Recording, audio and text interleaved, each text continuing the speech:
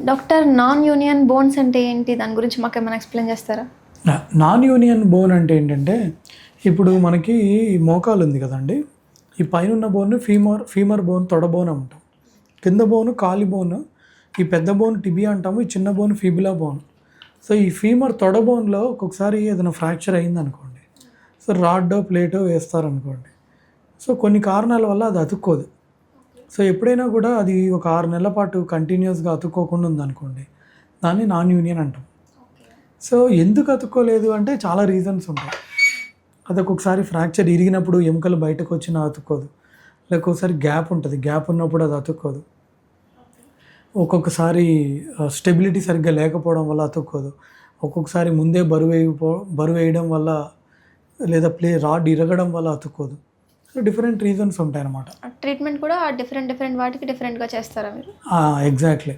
ఇప్పుడు స్టెబిలిటీ లేదు అంటే స్టెబిలిటీ అక్కడ చాలా important. Okay.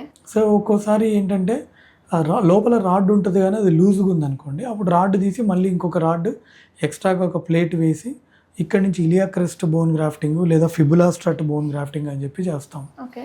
So, every condition is different. So, non union అన్నిటికీ ఇదే అని కాదు. So, stability important. అక్కడ హీలింగ్ పొటెన్షియల్ తీసుకురావడానికి ఒక ఎన్విరాన్మెంట్ క్రియేట్ చేయాలి, అది ఉండడం ఇంపార్టెంట్. సో, మళ్ళీ రాడ్ తీసి రాడ్ వేస్తే సరిపోదా అంటే అలా కాదు. ఒక్కోసారి రాడ్ తీసి లోపల రాడ్ ఐఎం నెయిల్ అంటాము, దాంతోపాటు ప్లేట్ కూడా పెట్టాల్సి రావచ్చు. మళ్ళీ ఇక్కడి నుంచి బోన్ గ్రాఫ్టింగ్ కూడా చేసి రావచ్చు, ఇలియా క్రెస్ట్ బోన్ గ్రాఫ్టింగ్. ఎందుకంటే ఇక్కడ చాలా పవర్ఫుల్ సెల్స్ ఉంటాయి మన బాడీలో. ఇలియా క్రెస్ట్ దగ్గర ఉండే మ్యారోలో పవర్ఫుల్ సెల్స్ ఉంటాయి. సో, ఎక్కడైనా ఎముక అతుక్కోవట్లేదంటే దాన్ని అక్కడ క్లీన్ చేసి ఈ ఎముకని కనుక అక్కడ మనం పెట్టగలిగితే చాలా మంచి రిజల్ట్స్ ఉంటాయి. ఇప్పుడు 2 టైప్స్ చెప్పారు, ilia crest bone grafting, ilia crest bone graft, fibula strut graft. Ilia crest graft ఏంటంటే మనకి అక్కడి నుంచి క్యాన్సర్లెస్ బోన్ వస్తుంది, ఈ ఫిబులా స్ట్రట్ నుంచి కార్టికల్ బోన్ వస్తుంది. అంటే ఇది సామాన్యులకి, అంటే ఒక కామన్, ఈ వీడియోలో మనం డెప్త్గా చెప్పలేము. బట్ ఏంటంటే మనకి చిన్నగానే ఉంది గ్యాప్ అన్నప్పుడు ఇది తీసుకుంటామండి. కొంచెం ఎక్కువ ఉంది అనుకున్నప్పుడు ఇది కూడా తీసుకుంటాము. సో, ఫిబులా స్ట్రట్ వల్ల మనకి ఎక్కువ బోన్ అనేది లభ్యమవుతుంది, ఎక్కువ బోన్ దొరుకుతుంది మనకి. ఓకే. ఓకే. ఈ ట్రీట్మెంట్ తర్వాత ఖచ్చితంగా అతుక్కునే ఛాన్సెస్ చాలా ఉంటాయి. అంటే ఛాన్సెస్ ఉంటాయని చెప్తున్నారు. ఖచ్చితంగా కంపల్సరీ అతుక్కుంటుంది. అంటే ఇప్పుడు అతుక్కుంటుంది, నేనే దేవుడిని అని చెప్పలేం కదా. సో, మన ప్రయత్నం మనం చేస్తాము, చాలా బాగా అతుక్కుంటుంది. నేను చాలా పేషెంట్స్ నా యూట్యూబ్ ఛానల్లో కూడా మీరు చూడొచ్చు, ఎముకలు అతుక్కోని వాళ్ళు నాన్ యూనియన్తో చాలామంది నా దగ్గరికి వచ్చారు. వాళ్ళకి చాలా సక్సెస్ఫుల్గా నేను సర్జరీలు చేయడం జరిగింది.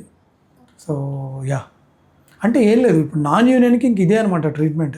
కొన్నిసార్లు ఇలీజారో అది కూడా ఉంటుంది, దానికి మళ్ళీ ఇలీజారో సంబంధించిన డాక్టర్లు చూస్తారు. ఈ ట్రీట్మెంట్ తీసుకున్న వాళ్ళు ఇన్ని రోజులు రెస్ట్ తీసుకోవాలని ఇలాంటివి ఏమైనా ఉంటాయి డాక్టర్? ఫ్రాక్చర్ బట్టి ఉంటుందండి. ఫ్రాక్చర్ ప్యాటర్న్ బట్టి, బోన్ బట్టి, అంటే మ్యాక్సిమం ఎన్ని రోజులు గ్యాప్ ఎంత ఉంది అనే దాన్ని బట్టి ఉంటుంది. అవునా, జనరలైజ్డ్గా అందరికీ ఒక నెల రెస్ట్ తీసుకోండి అని చెప్పలేము. అది ఒకసారి నెల ఉండొచ్చు, 3 నెలలు ఉండొచ్చు, 6 నెలలు కూడా పట్టచ్చు. అంటే తీసుకోవాల్సిన జాగ్రత్తలు ఏంటి డాక్టర్? ఫుడ్ బ్యాలెన్స్డ్ డైట్ తీసుకోవాలి, మంచిగా ప్రోటీన్ ఫుడ్ తీసుకోవాలి. ప్రోటీన్, కార్బ్, ఫ్యాట్స్, ఫైబర్, ఇవన్నీ చాలా బ్యాలెన్స్డ్గా ఉండేలా తీసుకోవాలి. Okay. Okay. Okay doctor, thank you. Thank you అండి, థ్యాంక్ యూ సో మచ్.